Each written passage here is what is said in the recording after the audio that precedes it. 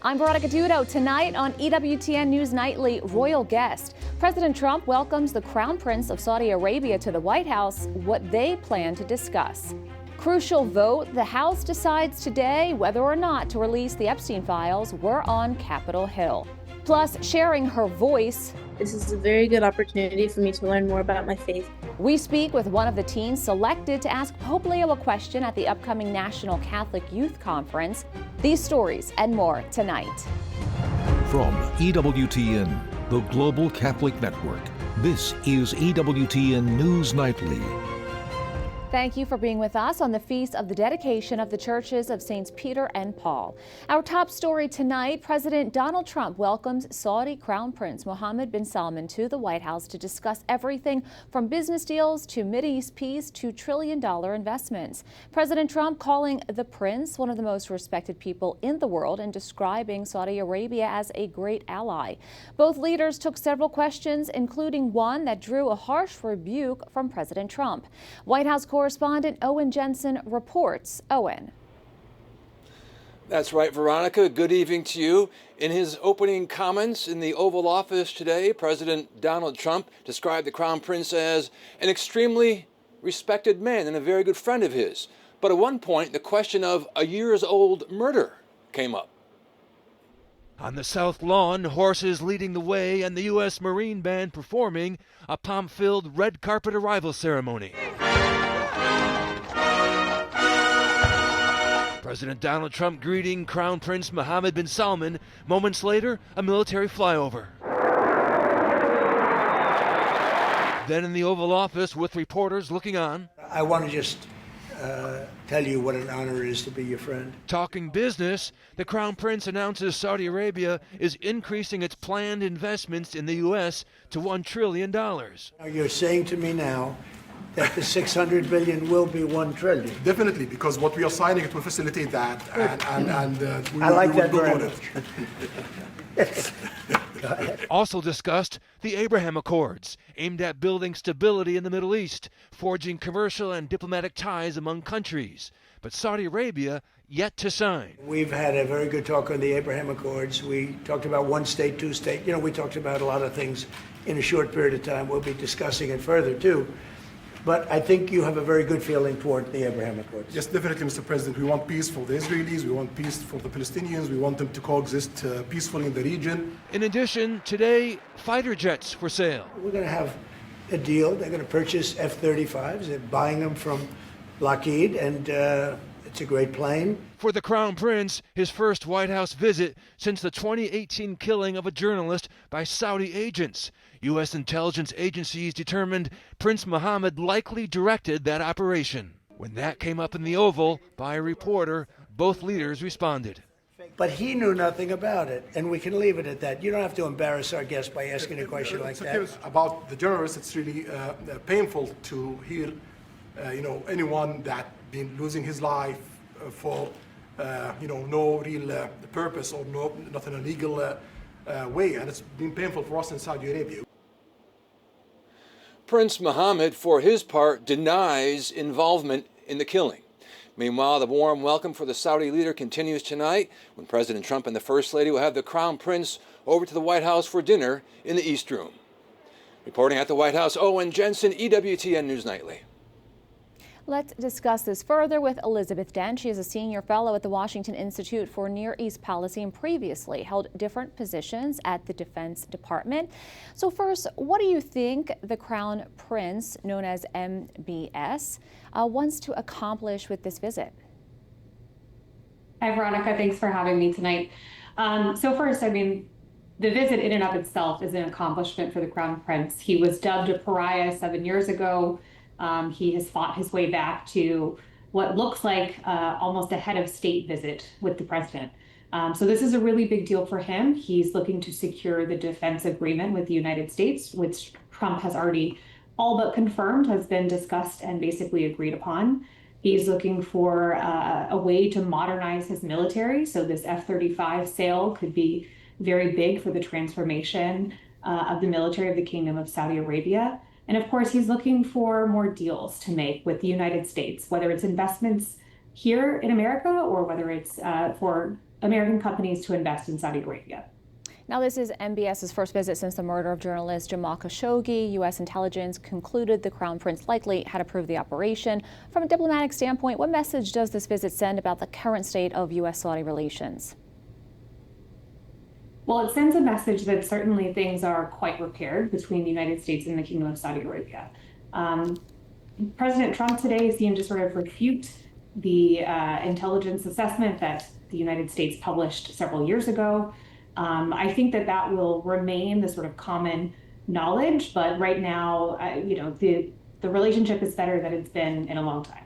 Now, Saudi Arabia is already America's top arms buyer. Why is the Pentagon concerned about the U.S. selling F-35 stealth fighter planes to Saudi Arabia? There's a number of reasons. The first one being that the F-35 is one of our top military technologies. It contains a ton of very, very high-tech military technologies that the United States uses. If it's sold to a partner, there are risks associated with that, whether it's from China or Russia, depending on how close the relationship is with other countries. There's also this concern over Israel's qualitative military edge, which is a congressionally mandated stipulation that Israel maintain above all other countries in the Middle East. So I think that the biggest concerns will be how to get this through Congress, and then, of course, how to protect our military technology. Elizabeth Dent, thank you so much. Thank you. The U.S. House overwhelmingly passed a discharge petition to release the case files involving convicted sex offender Jeffrey Epstein. This after an about face by President Donald Trump, who until this weekend had opposed its passage. Capitol Hill correspondent Eric Rosales has been following the case from the beginning and joins us with more. Eric. Well, good evening, Veronica. Yes, it took a while to get to this point. For several months, a bipartisan group of lawmakers were gathering the 218 signatures to force a vote on the U.S. House floor, and in the end, it passed. On this vote, the yeas are 427, the nays are 1. 2/3 being in the affirmative, the rules are suspended, the bill is passed, and without objection, the motion to reconsider is laid on the table. Now, assuming it passes the Senate, the Justice Department would be forced to publicly release all of its files on the Jeffrey Epstein case. Now, prior to the vote, House Speaker Mike Johnson reiterated that the president and Republicans want transparency, but claims that the current discharge petition could lead to victims' names being released and a smear of names of others who've been cleared by the FBI. He says that this is nothing more than a Democrat political stunt. Democrats are trying to use the Epstein matter as a political weapon to distract from their own party's failures. And in a desperate attempt, they're trying to somehow tie President Trump to the scandal. Speaker Johnson adds former President Biden's Justice Department had the Epstein files and did nothing. It's important to know President Donald Trump has denied any connection to the Epstein sex trafficking case. But Lisa Bloom, who represents 11 of Epstein's victims, say, why then hasn't he ordered the files to be released? If Donald Trump really cared and really wanted the files released, he could order that on his own without Congress. But he's continuing to play political games, and the trauma of the victims continues. Before today's vote, victims spoke out and challenged President Trump. Show some class, show some real leadership, show that you actually care about the people other than yourself. I voted for you, but your behavior on this issue has been a national embarrassment. Along with the co-sponsors of the bill. Because survivors spoke up, because of their courage, the truth is finally going to come out. And when it comes out, this country is really going to have a moral reckoning. How did we allow this to happen? Congressman Thomas Massie says senators can make changes to protect the victims, but warns delay is not an option. Don't muck it up in the Senate. Don't get too cute. We're all paying attention. If you want to add some additional protections for these survivors, go for it. But if you do anything that prevents any disclosure, you are not for the people and you are not part of this effort. And by the way, if the Senate does make any changes to protect the victims' names, the resolution would then have to come back to the House for another vote, which could cause further delay, but I am hearing tonight that Senate Majority Leader John Thune will actually try and get this bill passed with unanimous consent sometime this week, maybe even tonight. House members also took time on the floor to debate whether or not to censure and remove Democratic Congresswoman Stacey Plaskett from the Intel Committee. The Democrat from the Virgin Islands is a non-voting delegate. Now, she's accused of texting Jeffrey Epstein himself when she was questioning President Donald Trump's former fixer, Michael Cohen, during a 2019 hearing.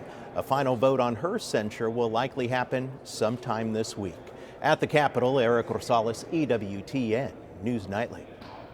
The shutdown is over, but the effects are still being felt. The weeks-long budget impasse brought a blackout on economic data. As prices remain high, many are waiting to see if the Federal Reserve will support another rate cut in December. Joining us now is Dr. Michael Busler. He is a finance professor at Stockton University. So first, let's begin. What's the state of the economy right now? Well, because of the government shutdown, we didn't get a lot of data. So, in fact, we didn't get any data. We don't know what the growth rate was for GDP in the third quarter of last year. I suspect the inflation rate is starting to come down, mostly because energy prices are coming down. President Trump's drill baby drill policy has increased oil production in the U.S. to record high levels. In addition to that, OPEC, starting in September, has agreed to increase their output. So we should see much lower energy prices. I bought gasoline the other day. I live in New Jersey, obviously. I bought gas the other day, and the price was down to $2.85 a gallon. President Trump thinks he'll have oil prices down under $55 a barrel by the end of the year, and gasoline prices down to about $2.50 a gallon. Well, lower gas prices will certainly be welcome for people who will be traveling for the holiday season. Now, the White House is also saying that they want to reduce tariffs in order to help lower prices for American consumers. From your perspective, how much of an impact could tariff cuts have on affordability, and how quickly would households see that? So although the consumer price index is about the same as what it was when Trump entered office back in January, and I believe is heading downward because of energy, some products that have been tariffed, that have tariffs now, see rising prices. Some of those are food, beef, coffee, a lot of fruit, which comes primarily from South America. So President Trump said, I don't want to have any burdens on the American people, certainly not on the middle or the lower classes. So he relaxed the tariffs immediately on those food products. And we should start to see lower grocery prices really within the next couple of weeks. We've seen markets continue to swing sharply in recent weeks. What do you see as the main forces behind this volatility? Economic fundamentals, geopolitical risks, or investor uncertainty about future policy? So overall, what an investor is willing to pay for a share of stock depends on that investor's view of what the profitability of that company will be going forward. The reason, with the exception of last week or two, the reason the stock market has done so well is the business community is very optimistic about the economy going forward. Regulations have been cut, so it's easier for them to expand their businesses. Interest rates are falling and will likely to continue to fall into next year. That makes things much easier on them. In addition to that, there's a lot of foreign investment, trillions of dollars of foreign investment that have been attracted into the U.S. through President Trump's negotiations.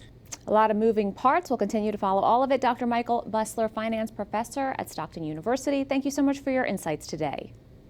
Thank you for having me, Veronica. We have a lot more still to come on EWTN News Nightly, including a once-in-a-lifetime opportunity. We speak to one of the teams selected to ask Pope Leo a question at the upcoming National Catholic Youth Conference, what she's looking forward to the most. And sabotage against Ukrainian aid may have been done by Ukrainians themselves. We'll explain.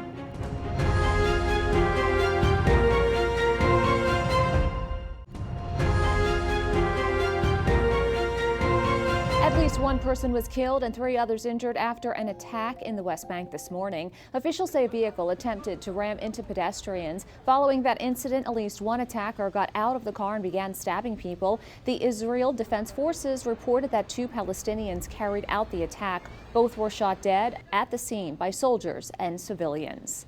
Poland has identified 2 Ukrainian men as suspected saboteurs in a recent railroad explosion. Prime Minister Donald Tusk says the 2 were allegedly working for Russian intelligence. The explosion went off on Saturday, damaging the tracks that carry aid into Ukraine. It's believed the 2 men fled into Belarus after the attack. One of 25 girls kidnapped in Nigeria has escaped and is now safe. We first brought you this story yesterday. That's when the girls were abducted from their boarding school just before dawn and a staff member was killed. The 24 other girls are still missing. So far, no one has claimed responsibility. In recent weeks, Nigeria has seen a major increase in violence carried out against Christians. Tonight, while leaving the papal residence in Castel Gandolfo, Pope Leo responded to a question from EWTN News about the ongoing problem. I think in Nigeria, in certain areas, there is certainly a danger for Christians, but for all people. Christians and Muslims have been slaughtered. There's a question of terrorism. There's a question of that has to do a lot with economics, if you will, and control of the lands that they have.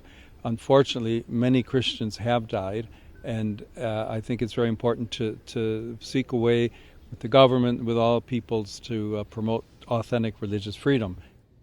Ambassador Edward Habsburg is one of the most well-known ambassadors to the Holy See. Representing the nation of Hungary, the ambassador comes from a royal dynasty that ruled for centuries.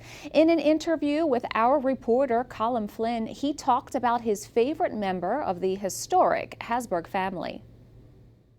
Your Excellency, Archduke of Austria, Ambassador to the Holy See, Edward Habsburg, it's a pleasure to meet you again. How are you? Very well, thank you very much. We could sit here, Ambassador, for the rest of the day and talk about the fascinating history of your family, of the rise and the fall of the empire, of the good and the great, and sometimes the not so good. But I want to ask you about one Habsburg in particular, who you yourself have said was the biggest loser of them all. But yet he is your favorite, Emperor Karl Habsburg. Yes, I always like to say that a Habsburg who in the eyes of the world is an absolute failure, because he managed to only rule 1.5 years, lose the empire and lose the First World War.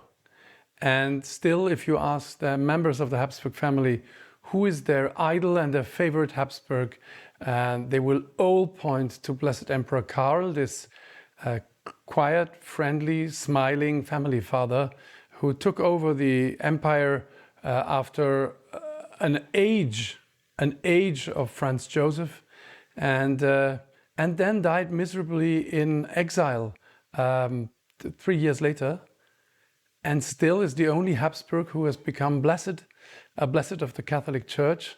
And he's a great example to us. He had a few more children than I had. I only have 6. But many of my family love him very much. Why is he your favorite? What were the qualities that he had? What kind of life did he live? I think the wonderful thing about him is that he led a very normal life, except that his job was emperor. But that he loved his wife dearly. He was a deeply devout man. He was a friendly man, a cooperative man, a team worker. His Catholic faith spilled over into his work as an emperor. He had the first ministry for social questions in the world, I believe. And he, the moment he became emperor, began working as much as he could for peace in the terrible First World War, which had been requested by Pope Benedict XV. And because the Pope had asked for peace, he immediately engaged, and he did several runs trying to get about peace in the First World War. All of this shaped by his faith. So what I like about him is a political leader who lets his actions be shaped by his Catholic faith. I believe we should have more of these in Europe today, and the world would be a better place. Up next on EWTN News Nightly, a big honor. I am very excited. This is an opportunity of a lifetime and something that you never hear of and never even seen. why that high school freshman will be making big news at this year's NCYC. Plus, today we celebrate the dedications of 2 of the 4 major basilicas of Rome. We'll tell you which ones and why.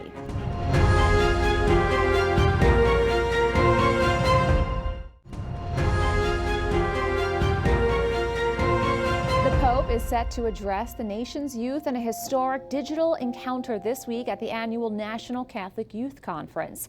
The 3-day event gathers youth from the ages of 14 to 18 years old from across the country for prayer and fellowship.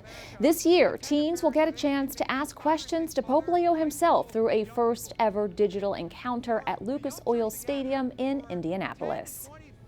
Joining us now is Mia Smothers, one of the teens chosen to ask Pope Leo a question at the National Catholic Youth Conference. Mia, thanks so much for joining us. Thank you so much for having me. So first, you were selected for this. Tell us, what are you feeling as we approach this historic encounter? I'm feeling excited. This is a very good opportunity for me to learn more about my faith and others around me. Now, how have you been preparing for this event? We have been meeting up on Zoom and doing follow-up questions and practicing what Pope might tell us, and to figure out how we could answer and how we could switch the conversation to something that we want to ask. Now, you are the future generation of the church. What are some of the topics that you are concerned about? Some topics I'm concerned about are how we're supposed to find our vocations in life. I really want to ask him how he found out he wanted to become a priest, and then how he felt about becoming Pope. What are you looking forward to the most? I'm looking forward to the adoration, because I've heard that the adoration is a very powerful experience. And also, you will be joining thousands of other teens. What are some of the other topics or ideas that you think you might take away from the event? I think it'd be like figuring out how they want us to act in the church, how they want us to be more helpful, like hands-on in the church. Now, the Holy Father could speak to you for, we're not sure exactly how long. What are your thoughts about being able to interact with him virtually? I am very excited. This is an opportunity of a lifetime and something that you've never heard of and never even seen before. And how do you plan to keep the fire alive even after the event is over? I plan to tell all of my siblings and all of my friends and everyone at my school, and just tell them to be involved and see what the Pope wants for us to connect and just spread. Mia Smothers, good luck and thank you so much. Thank you so much. EWTN is bringing you exclusive coverage of Pope Leo's digital encounter with the youth on Friday, November 21st at 10:15 a.m. Eastern. Our coverage of the conference begins on Thursday, the 20th, and ends Saturday, the 22nd. Make sure to tune in either on YouTube, the app, or TV.